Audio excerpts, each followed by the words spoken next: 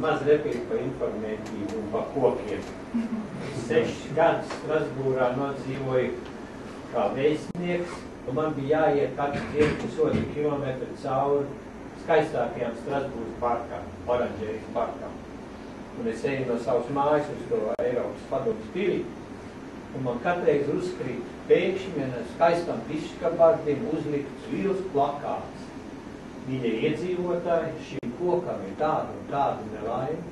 Viņš tiks noņemts no šejienes 4 mēnešu laikā, tuvāko 4 mēnešu laikā, un viņa vietā tiks iesādīts tas un tas. Jūs saprotat, ka pašvaldības informējas, lai cilvēki netaisītu dumpi viena koka dēļ, kas ir tai parkā.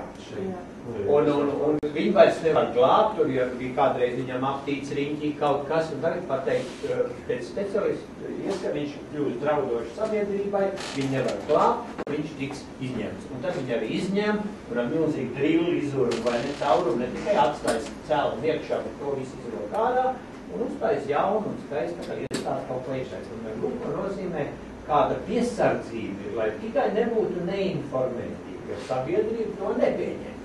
Vienkārši iet uz tādu pašvaldību. Arī kāda cieņa pret cilvēkiem no tās pašvaldības. Tieši cieņa pret cilvēkiem, ka tiem cilvēkiem ir tiesības zināt, kas notiek viņu pilsētā.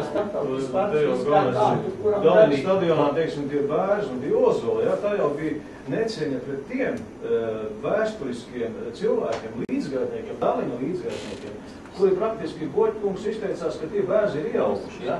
Tie bērzi nebija iejaukuši. Viņi stādīja tās Rudolfs Zirdziņš bija. Notiek valmierieši, kuri ļoti labi atcerās, varbūt kāds vecākā paudze, ja? Un ne jau bērzus stādīja, lai bērzs ar briedi nesadzīvotu. Bērzam saknes ir daudz lielākas, viņš aizturēja šo vēja plūsmu, jo, ziniet, stadions tomēr ļoti liela plaša teritorija. Un bieži vien, ka šī vēja plūsma sagriež, tad ļoti bieži vien tās priedes krita. Tāpēc, ka priedē ļoti, es neesmu mežanieks, ja? Bet priedē ir daudz īsāka sakna, un viņi gāžās nost. Un bērns bija tas, kas praktiski aizturēja to vēja plūsmu. Un tas nebija tikai iesējies gadījums. Tāpēc es gribēju kundzei oponēt. Un man ir ļoti skumīgi, jo šos Ozols patiešām stādīja Daļiņa līdzgaitnieki. Šobrīd jau nelaikņā, Rīgtos Lācis un Ozolņa kungs, jā, kur bija pēdējie palikuši.